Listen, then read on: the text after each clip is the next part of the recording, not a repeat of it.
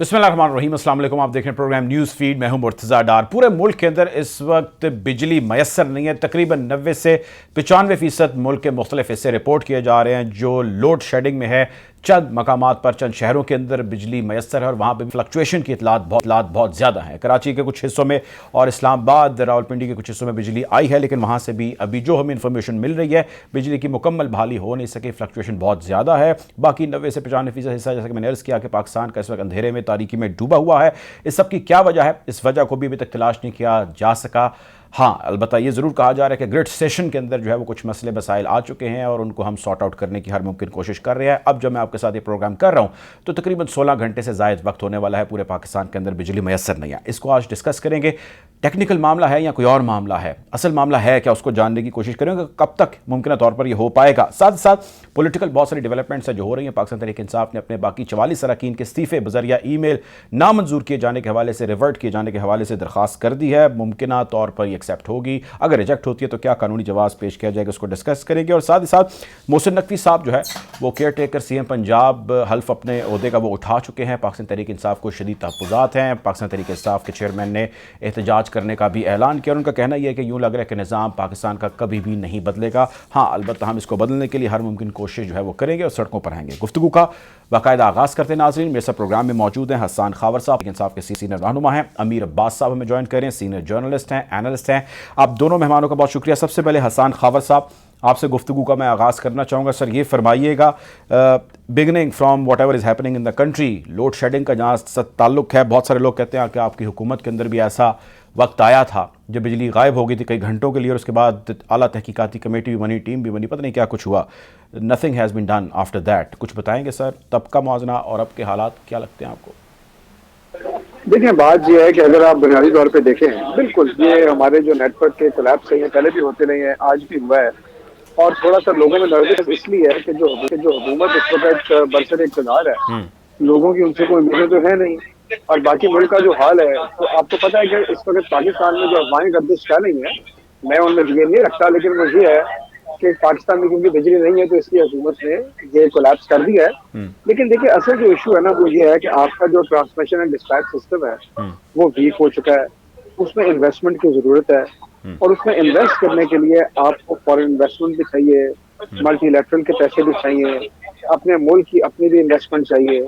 लेकिन बदकिस्मती से अगर आप पिछले 10 महीने में अपने मुल्क का हाल देखें तो यहाँ पर तो IMF का प्रोग्राम नहीं चल रहा है। यहाँ पर तो हमारे जो ज़र मुबादला के वसाइल हैं वो दिन रात गिर रहे हैं। हमारे पास अगर आप देखें, हमारी एक्सपोर्ट रेमिटेंसेस जो हैं वो इतनी गिर गई हैं कि $1 बिलियन हर महीने तो सिर्फ वहाँ पे गैप आ रहा है। अब अगर हम बाहर से पैसे लेंगे भी तो हम अपना करंट अकाउंट का खसारा पूरा करेंगे या अपने मुल्क में इन्वेस्टमेंट करेंगे। तो ये सूरत हाल बहुत मखसूस है। ये जो आज का क्राइसिस है, एक तरफ तो जाहिर है कि हुकूमत की नाअहली और जो ओवरऑल समा है ये उसका एक छोटी सी मैनिफेस्टेशन है, लेकिन मेरे ख्याल में ये जो आपके मुल्क के डीप रूटेड इश्यूज हैं ये उनकी तरफ इशारा कर रहा है कि आपका इंफ्रास्ट्रक्चर पुराना हो रहा है। लेकिन हसन साहब, मेरी सुने सर, मैंने एक रेफरेंस भी दिया उस चीज़ का कि ये आप लोगों के टेन्योर में भी मिलता जुलता ऐसे ही वाक़या हुआ था और मुझे आता था बड़ा शोर हुआ था। हॉस्पिटल से भी बहुत सारी खबरें आना शुरू हो गई थी कि जो बिजली ना होने से किस किस्म के वहाँ पे ह्यूमन लॉसेस और डैमेजेस हो रहे हैं। I mean there was a lot hue and cry at that time. Investigations बहुत आला सतह की जो है वो आगाज़ तो हो गया एज़ यूजुअल, जिस तरह पाकिस्तान में होता है। अकाउंटेबिलिटी नहीं सर हमारे यहाँ होती, किसी भी हुकूमत को हम इल्ज़ाम लगा देते हैं और उसके बाद गोल हो जाती है बात। जैसे बिजली आएगी अब देखें सब खत्म हो जाएगा। नहीं, देखिए, अकाउंटेबिलिटी तो हो सकती है ना, मैं आपसे फिर ये कह रहा हूँ कि इसकी बुनियादी वजह क्या, कहीं ना कहीं ह्यूमन एरर होगा और वो कहीं जो है अब ग्रेड 16 के 2 बंदे सस्पेंड भी हो जाएंगे, उसके बाद वो फिर इंक्वायरी के बाद बहाल भी हो जाएंगे। ये मसले का हल नहीं है। तो असल बात है वो ये है कि आपका जो इंफ्रास्ट्रक्चर है वो पुराना हो रहा है, उसके अंदर सीरियस इन्वेस्टमेंट की जरूरत है। आपका जो ह्यूमन रिसोर्स है वो भी आउटडेटेड है।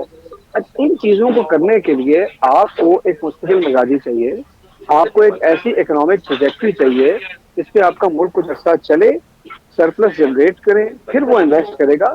और ये मसला सिर्फ और सिर्फ आपके बिजली के नेटवर्क में नहीं है, आपका गैस का नेटवर्क भी पुराना है। अगर आप देखें तो आपकी पोर्ट्स भी जो है वहां पर भी अपग्रेडेशन की जरूरत है।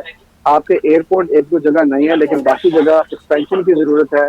आपका जो पब्लिक जो ट्रांसपोर्ट का इंफ्रास्ट्रक्चर है, रेलवेज है, اس کے اندر بھی دیکھیں آپ اپنے ایئر کرافٹ کے فلیٹ دیکھیں وہ بھی پرانے ہیں.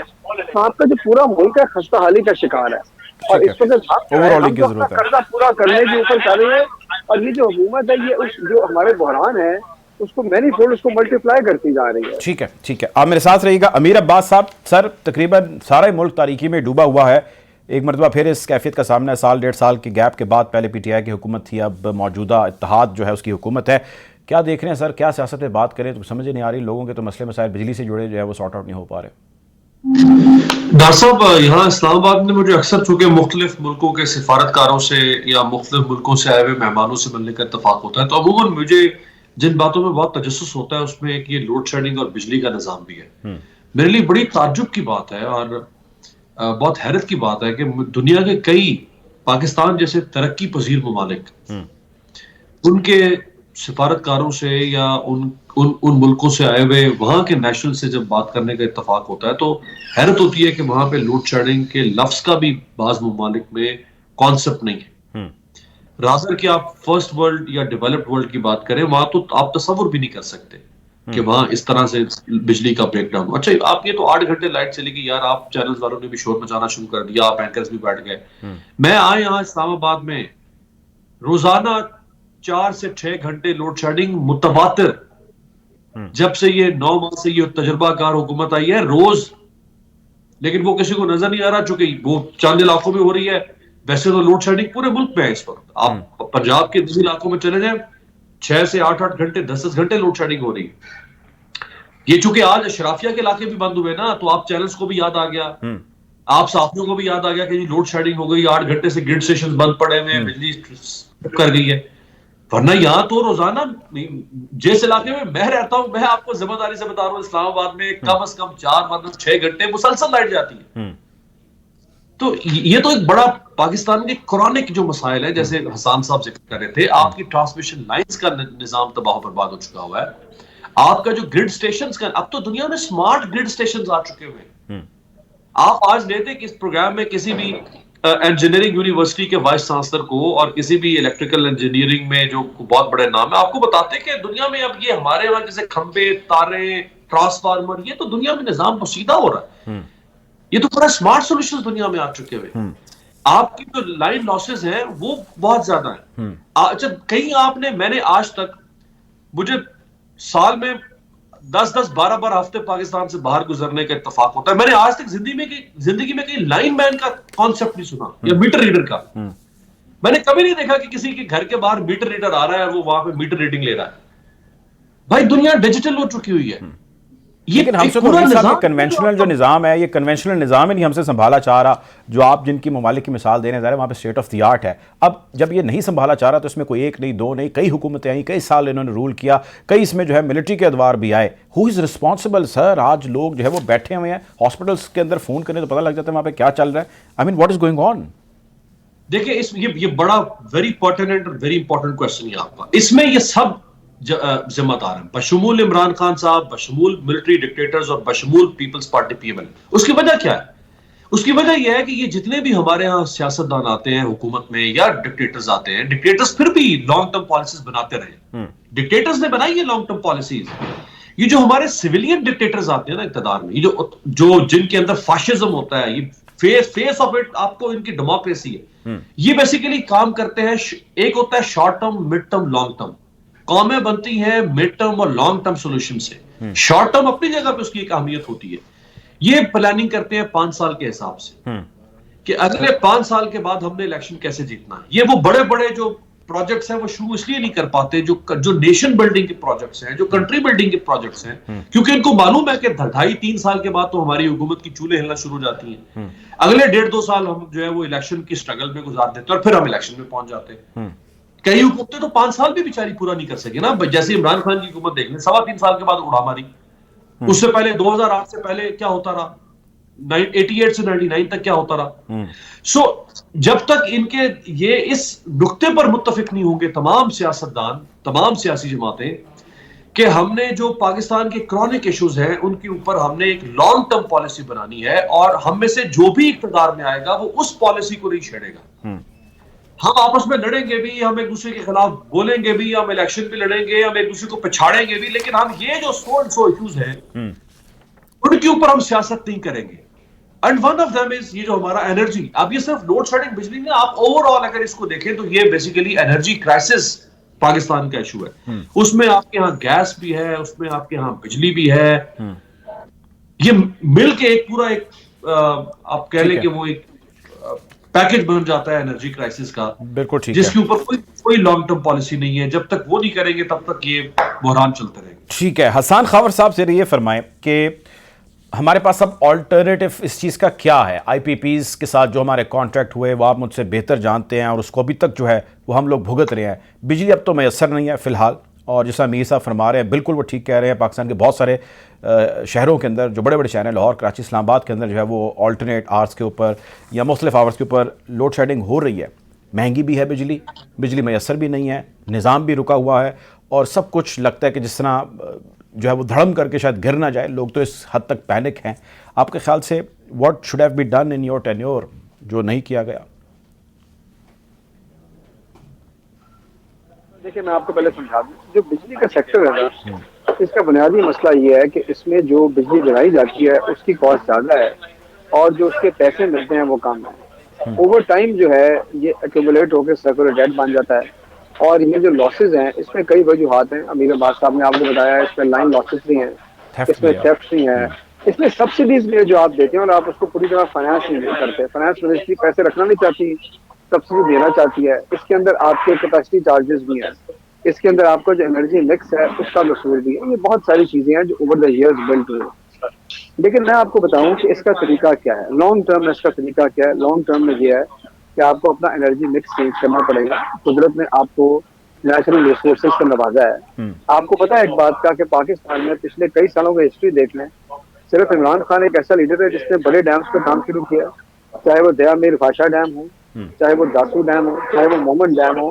یہ سوچے بغیر کہ یہ ڈیم خان صاحب کے دور میں تو مکمل نہیں ہونے تھے، اس کے باوجود ان ڈیمز کو اس کی پرائرٹی دی گئی کہ پاکستان کے لیے بہتر ہے. تو یہ جو میر عباس صاحب نے کہا ہے نا کہ ہم نے یہ الیکشن والے سائیکل سے نکلنا ہے اور ہم نے یہ دیکھنا ہے کہ پاکستان کے لوگوں کے لیے کیا اچھا ہے.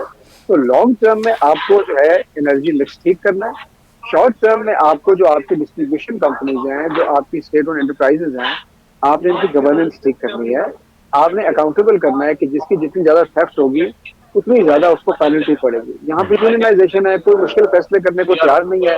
اب آپ مجھے بتائیں کہ اس وقت اسلام آباد میں جو گورنمنٹ بیٹھی ہے ان کے پاس تو ووٹ آف کانفیڈنس لینے کے لوگ نہیں ہیں. وہ تو ہمارے جو بیچ ہوتے ہیں ان کے اوپر ریلائی کر رہی ہیں. ان لوگوں نے کیا ریفارم کرنا ہے؟ کیا ان لوگوں نے کسی کو نوکری سے نکالنا ہے؟ کیا ان لوگوں نے کرپشن ختم کرنی ہے؟ جب ایک پارٹی خود اس کا فوکس اپنے کیسز ختم کرنے کے اوپر ہو، جو دوسری پارٹی کے لوگوں پہ ریلائی کر رہی ہے ووٹ آف کانفیڈنس کے لیے، کیا وہ ملک میں کوئی ریفارم کر سکتی ہے؟ ہمارے دور میں سرکولر ڈیٹ مینجمنٹ پلان بن گیا تھا، آئی ایم ایف کے ساتھ شیئر ہوا تھا، سائن آف ہوا تھا، امپلیمنٹ ہونا شروع ہوا تھا. جو سب سے ضروری چیز ہے سرکولر ڈیٹ کی وہ یہ ہے کہ پہلے آپ اس کی جو ایکومولیشن ہے اس کو زیرو کریں گے، اور پھر جو پرانا اسٹاک ہے اس کو کام کریں گے. تو ہم ایکومولیشن بالکل زیرو کے قریب لے آئے تھے، اب ہم ایکومولیشن کی طرف جا رہے تھے.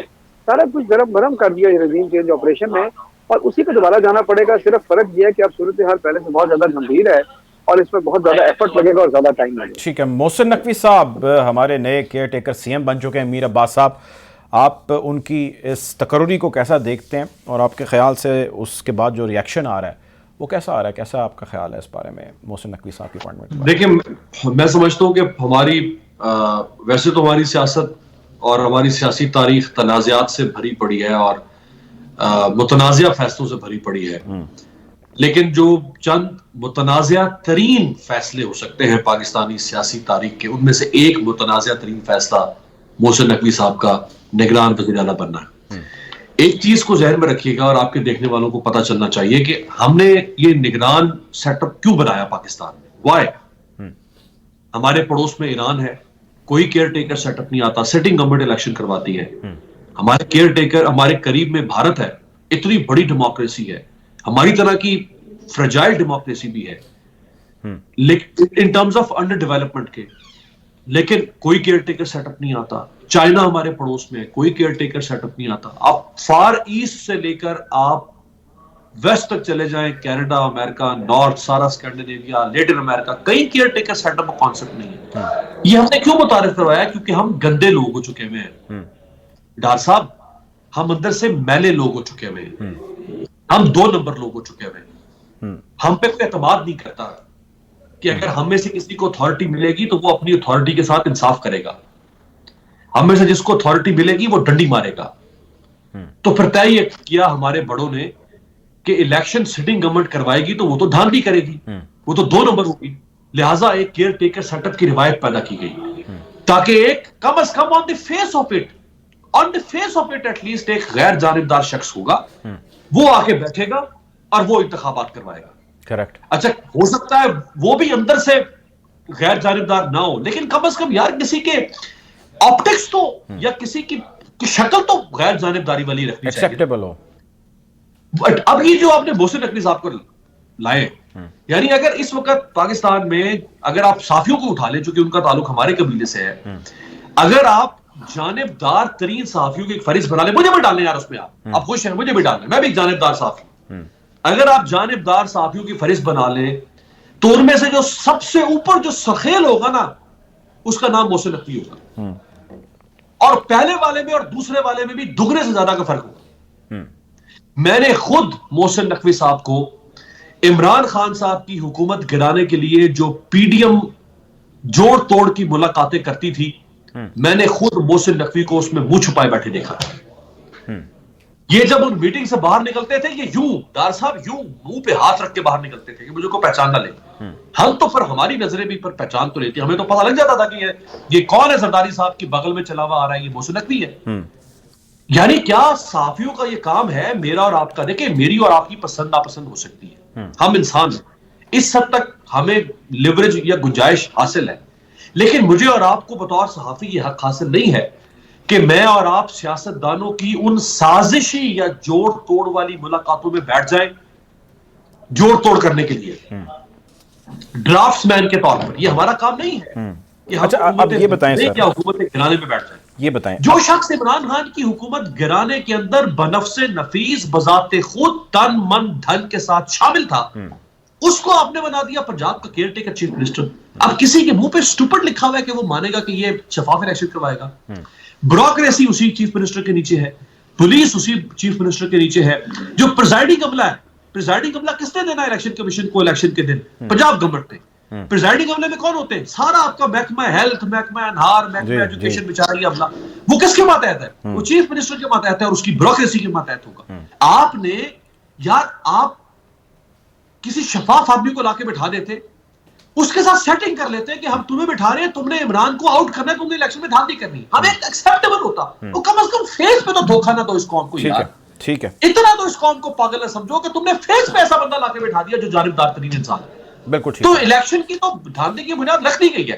اب حسان خاور صاحب بچا لے اپنا الیکشن. حسان خاور صاحب سر یہ فرمائیں کہ آپ اپنا الیکشن کیسے بچائیں گے، اور جو احتجاج آپ جس کا اعلان آپ کے چیئرمین صاحب کر چکے ہیں، یہ فرمائیں کہ اس سے آپ کو رزلٹ کیا ملیں گے؟ آئی مین احتجاج تو بہت سارے ہوئے، آئینی قانونی طور پہ وہ بن گئے. I mean how would you react and you know turn things the way you always wanted to be? دیکھیں بات میں تو صرف اس میں امیر عباس صاحب کی باتیں بالکل ٹھیک ہیں. میں آپ کو ایک بات بتاؤں کہ پاکستان کی تاریخ اگر آپ پڑھ لیں اور دھاندلی جنہوں نے کرنی ہوتی ہے ان کو تو وزیر اعلیٰ کی ضرورت ہی نہیں ہوتی ہے. وزیر اعلیٰ کیئر ٹیکر وزیر اعلیٰ کی کون بات سنتا ہے؟ تو یہ جو پلان ہے یہ تو اس سے آگے کا لگا ہے.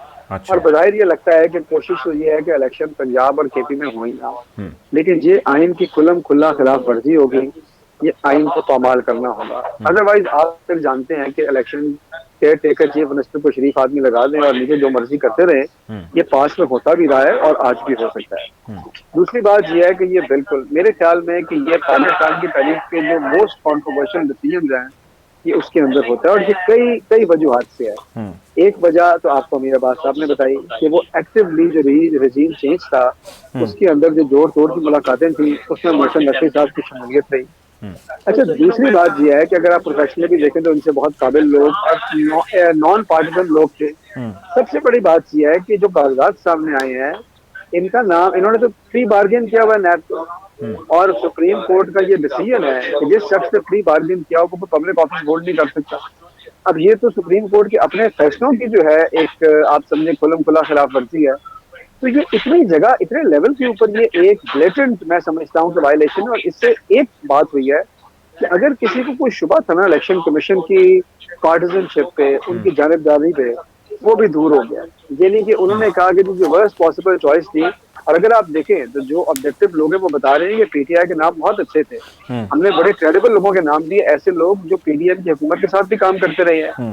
تو ایسے موقع پہ ایسے شخص کو لانا یہ ملک کے اندر انارکی پھیلا رہا ہے اور یہ ملک کے اندر عدم استحکام پھیلائے گا. لیکن یہ ایک بات بھول گئے ہیں کہ جب پنجاب میں پچھلا الیکشن ہم نے ضمنی الیکشن لڑا تھا, اس وقت پنجاب میں حمزہ شہباز کی حکومت تھی اور فل فورس کے ساتھ تھی, اور لوگوں کا خیال تھا کہ یہ ایک ایسے ڈیزائن کا پارٹ ہے کہ پنجاب میں حکومت چینج نہیں کی جا سکتی.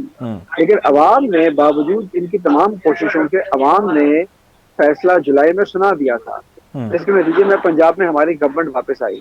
تو جو یہ سمجھ نہیں رہے کہ یہ جو حرکتیں کر کے آئے تھے اور جو حرکتیں پچھلے 9 مہینے میں کرتے رہے, انہی کی حرکتوں کی وجہ سے ان کی اپنی پاپولیرٹی زمین میں جاتی اور خان صاحب اور پی ٹی آئی کی پاپولیرٹی آسمان سے باتیں کرتی رہی. اب یہ وہی حرکتیں اور کر رہی ہیں اور یہ ایکسپیکٹ کر رہے ہیں کہ رزلٹ کچھ اور ہوگا. یہ جتنا لوگوں کی آواز کو دبانے کی کوشش کریں گے, حسان بھائی پروٹیسٹ کیسے ریزلٹس وہ دے گا جو آپ چاہتے ہیں, اس کے اندر کیا ہوگا آئینی قانونی طور پہ یہ بتائیں, وہ تو they are on the legal grounds. دیکھیں بات یہ ہے کہ ایک سیاسی جماعت کے پاس کیا آپشن ہے, پروٹیسٹ ہے, پٹیشن ہے, پریس ہے. یعنی پریس یہ ہے کہ ہم میڈیا سوشل میڈیا پہ آواز اٹھائیں گے, ہم سڑکوں میں نکلیں گے اور ہم قانونی چارہ جوئی کر سکتے ہیں, یہی راستے ہیں نا. اور ہم دیکھیں, میں آپ کو بتاؤں کہ آج اگر اس ملک میں انارکی نہیں ہے, اس ملک میں اگر لوگ سڑکوں پہ ایک دوسرے سے لڑ نہیں رہے, تو اس کی وجہ عمران خان ہے. کیونکہ لوگوں کو ایک امید ہے, ان لوگوں کو انہوں نے ڈسپلن کیا ہوا ہے, لوگوں کو انہوں نے ایک پرامن احتجاج کی کال دی ہوئی ہے. تو ہماری کوشش یہی ہے کہ ہم قانون اور پاکستان کے جو ہے نا ہماری پرامن آپشن ان کے اندر رہتے رہتے احتجاج کریں, اپنا پروٹیسٹ ریکارڈ کرائیں اور امید کریں کہ پاکستان میں جو مختصر حلقے ہیں ان کو یہ نظر آئے کہ پاکستان کے ساتھ کیا کھیل کھیلا جا رہا ہے, وہ اپنا کردار ادا کریں اور عدالتیں بھی ان چیزوں کا نوٹس لیں کہ یہ کیا ایک کھلم کھلا دھاندلی ہو رہی ہے. آپ مجھے بتائیں کہ اگر ہمارے جو انتخابات ہیں وہاں پہ اگر دھاندلی ہوگی یا وہاں پہ اس قسم کے نان کریبل انتخابات ہوں گے, تو پاکستان کا سیاسی عدم استحکام بڑھے گا یا کم ہوگا؟ ٹھیک ہے. اور اگر بڑھے گا تو کیا اس سے معاشی عدم استحکام بڑھے گا یا کم ہوگا؟ اور اگر وہ بھی بڑھے گا تو 22 کروڑ لوگوں کا مستقبل داؤ پہ لگے گا کہ سیکیور ہوگا؟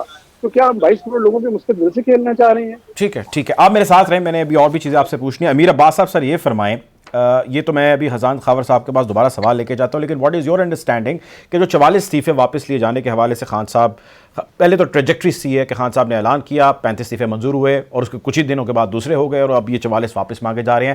آپ کے خیال سے خان صاحب کلیئر ہیں یا جان کے استعفے منظور کروائی جا رہے ہیں, اور یہ اب کوئی ایک علیحدہ اسٹریٹجی جس پہ عمل کر رہے ہیں؟ اس ساری ایپیسوڈ کو آپ نے کیسے دیکھا؟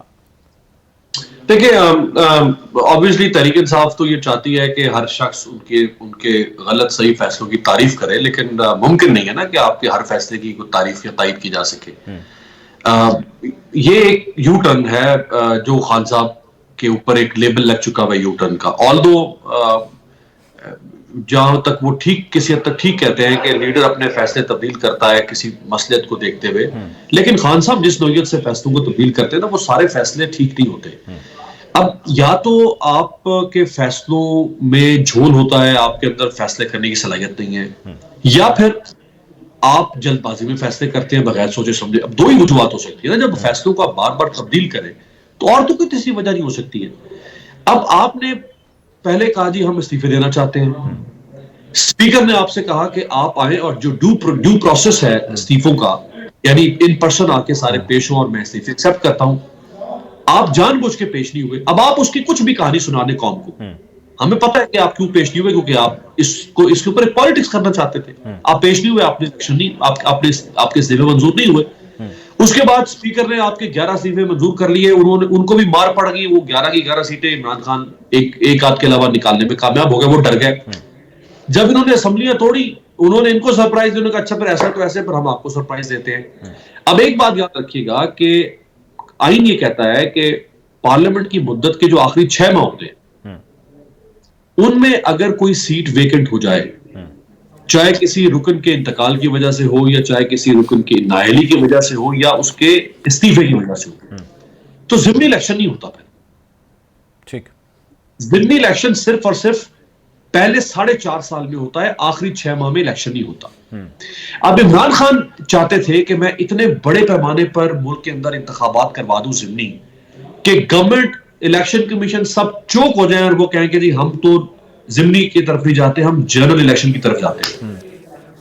اسی اسنا میں عمران خان صاحب آخری 6 مہینوں کے دہانے پر پہنچ گیا. 18 فروری کے بعد کوئی بھی سیٹ خالی ہوگی تو عمران خان کا پریشر کارڈ ختم, ٹھوس, کیونکہ ضمنی الیکشن تو ہو نہیں سکے گا. وہ جو تلوار لٹک رہی تھی فیڈرل گورنمنٹ کے اوپر کہ وہ 400 ارب روپے کا خرچہ ہوگا, ضمنی الیکشن کیسے کروا دیں 600 سیٹوں پہ, لہذا جنرل الیکشن کال کرتے. عمران خان صاحب کی تاخیر کی وجہ سے وہ کارڈ ان کے ہاتھوں سے ضائع ہو گیا, اور اب حکومت نے ایک طرح سے وہ وکٹری پوڈیم پر کھڑی ہو گئی ہے. انہوں نے ان کے 80 استعفے منظور کر کے ان کو فارغ کر دیا. اب یہ 40-45 لے کر یہ کیا کر سکتے ہیں؟ یہ اگر سمجھتے ہیں کہ ہم ریاض کی جگہ پہ خود آ کے ہم کوئی اپنا انٹرم سیٹ ویسے کریں گے کہ آپ کا کیا خیال ہے, مطلب اس سے کیا ہو جائے گا 44 اگر استعفے واپس ہو جاتے ہیں؟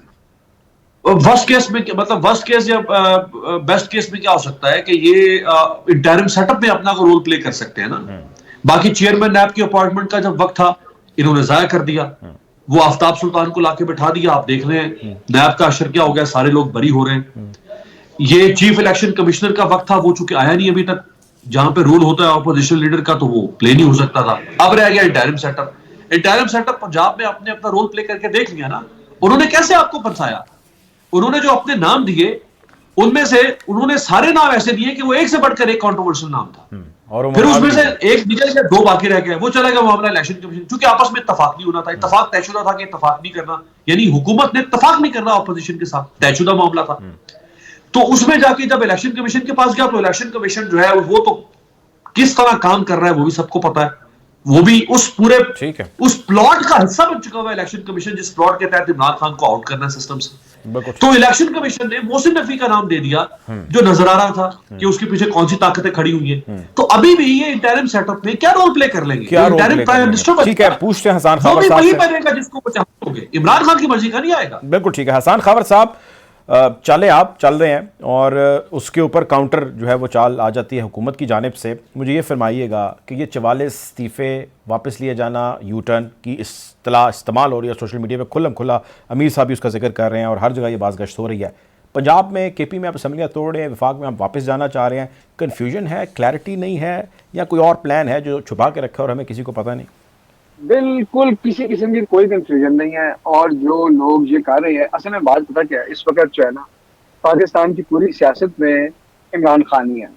یا عمران خان کے سپورٹر ہے, یا عمران خان کے بیانی کے مخالفت کرنے والے اور اس میں سے کہانیاں نکالنے والے ہیں, اور تو کوئی چیز ہے نہیں اس ملک.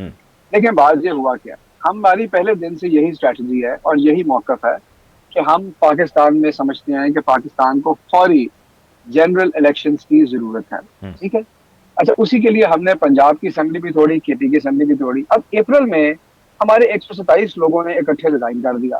ان کی ریزگنیشن کا مذاق بنایا گیا. 11 پہلے اپروو نہیں کیے گئے, کیا وجہ تھی؟ الیکشن نہ کروانے پڑے.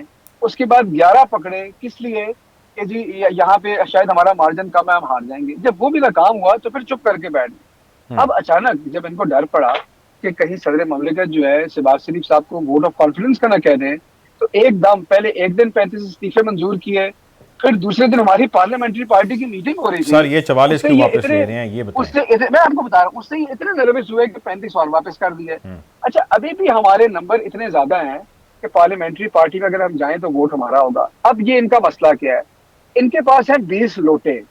یہ ان 20 لوٹوں کو استعمال کرنا چاہتے ہیں. شہباز شریف کو اگر ووٹ آف کانفیڈنس لینا پڑے, اور ہمارا یہ فیصلہ ہے کہ ہم اسمبلی بزنس میں نہیں جائیں گے, پر ہم ان کو 20 لوٹے استعمال نہیں کرنے دیں گے, وہ اسی طرح نئے 0 میٹر جو ہیں وہ واپس اسمبلی سے باہر. تو سر یہ اگر پہلے کر لیا ہوتا تو بہت سارے چیئرمین نیب سمیت بہت سارے ایسی قوانین پاس ہوئے. نہیں, وہ کچھ بھی نہیں ہونا. پنجاب میں ہماری حکومت تھی تو ہماری مرضی کا لگا ہے چیف منسٹر, دیکھا نہیں آپ نے کیا ہوا ہے؟ فیصلہ تو الیکشن کمیشن نے کیا ہے. صرف اور صرف یہ ہے کہ آج بھی ہمارے پاس 16 لوگ زیادہ ہیں, پارلیمنٹری پارٹی ہماری ہے. ہم یہ فیصلہ کریں گے کہ ہم نے ووٹ آف کانفیڈنس ووٹ کس کو دینا ہے. ان کو لوٹے یوز نہیں کرنے دیں گے تاکہ یہ الیکشن سے بچ نہ پائیں, اور کوئی وجہ نہیں ہے. اور کسی قسم ہمارا واپسی کا کوئی ارادہ نہیں ہوتا تو ہم 127 لوگ ہم کیوں استعفے دیتے. بڑی کلیئر بات ہے یہ. ٹھیک ہے.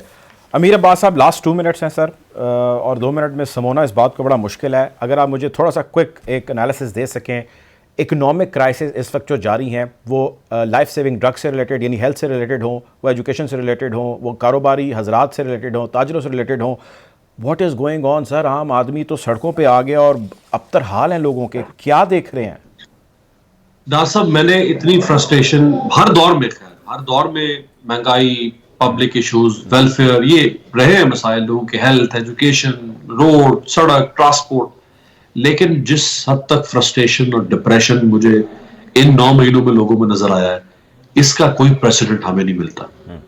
لوگ غصے میں آتے تھے، خفا ہوتے تھے، لیکن انہیں ایک امید ہوتی تھی کہ نہیں یار یہ یوں ہوگا سو اینڈ سو، اس کے بعد ملک کے حالات ٹھیک ہو جائیں گے. اس وقت وہ فیلنگ لوگوں کے اندر انکلکیٹ کی جا چکی ہے کہ اس ملک نے کبھی ٹھیک نہیں ہونا، کبھی ٹھیک نہیں ہونا. اس ملک نے، اس ملک کے ٹھیک ہونے کے تیور ہی نہیں ہے ڈاکٹر صاحب. اس ملک کے جو کرتا دھرتا ہے ان کے کرتوت ہی ایسے نہیں ہے کہ ہم کہہ سکیں کہ یار ہم 100 سال کے بعد ٹھیک ہو جائیں گے، ہم 200 سال کے بعد ٹھیک ہو جائیں گے. With every passing day we are making another blunder, another day another blunder. ایک ہوتا ہے آپ اپنا کورس ریکورس چیزوں کو ٹھیک کرتے ہیں، ایک سمت میں چلتے ہیں، وقت بھلے لگ جائے، لیکن آپ کیا یہ دیکھیں نا محسن نقوی کا فیصلہ، یہ کیا فیصلہ ہے؟ یعنی آپ سلیمان شہباز کو کل ایف آئی اے نے بری کر دیا، آج نیب نے کہا جی ہم بھی بری کرتے ہیں. یہ کیا ہو رہا ہے اس ملک میں؟ آئی مین کوئی آپ کے دیکھیں یہ نیب کا کیس پڑا ہوا ہے، عمران خان کی پٹیشن سپریم کورٹ کے اندر کئی مہینوں سے. عدالت عظمیٰ صاحبہ جب سارے بری ہو جائیں گے پھر آپ اس کے اوپر کوئی فیصلہ سنائیں گے، جب کوئی باقی نہیں بچے گا پھر سنائیں گے آپ فیصلہ کیا. آپ اعظم سماعتی کا کیس دیکھیں، ہیومن رائٹس کی اتنی بلیٹنٹ وائلیشن. یہ جو سندھ کے اندر جو آپ دیکھیں جو ایم کیو ایم وہ سارے ان کو ملا کے وہ آپ پولیٹیکل فرنٹ کے اوپر دیکھ لیں، آپ ڈیولپمنٹ کے فرنٹ پہ آپ دیکھ لیں، آپ انفراسٹرکچر جہاں سے آپ نے شروع کیا لوڈ شیڈنگ وہاں سے اٹھا کے دیکھ لیں، آپ 11,000 ایلسیز آپ کی اوپننگ ہو رہی ہے، 5700 کنٹینرز آپ کے پھنسے ہوئے. بھائی کوئی چیز ایسی اونٹ رے اونٹ تیری کون سی کل سیدھی، کوئی ایک کل پرزہ بتا دے اس ملک کا جس کو دیکھ کے آپ کا دل خوش ہو جائے کہ یار مزہ آ گیا اس ملک کی اس چیز کو دیکھ کر. ٹھیک ہے، روز آپ کا دل فری فال پوزیشن میں ڈوب رہا ہے. ٹھیک ہے، روز آپ کا دل فری فال پوزیشن میں ڈوب رہا ہے. امیر عباس تھا اور بڑا زبردست آپ نے انالیسس کیا ساری اکنامک سچویشن کا. امیر عباس صاحب بہت شکریہ پروگرام میں وقت دینے کے لیے. حسان خاور صاحب سر آپ کا بھی بہت شکریہ. ناظرین ابھی جو آپ سے جب پروگرام کے اندر گفتگو جاری کچھ جگہوں سے اطلاع موصول ہو رہی ہے کہ بجلی کی کچھ جگہوں پہ ریسٹوریشن کا سلسلہ جاری ہے، لیکن ابھی کہیں پہ بھی جو ہے بجلی کی کمپلیٹ بحالی پورے پاکستان میں نہیں ہو سکے. ہم امید کرتے ہیں، دعا کرتے ہیں کہ جلد سے جلد یہ مسئلہ بھی سارٹ آؤٹ ہو اور ہمارے جو سیاسی مسئلے مسائل ہیں، معاشی مسائل ہیں، وہ بھی جلد سارٹ آؤٹ ہوں. بہرحال اب تک کے لیے اتنا ہی. اپنا خیال رکھیے. اللہ حافظ.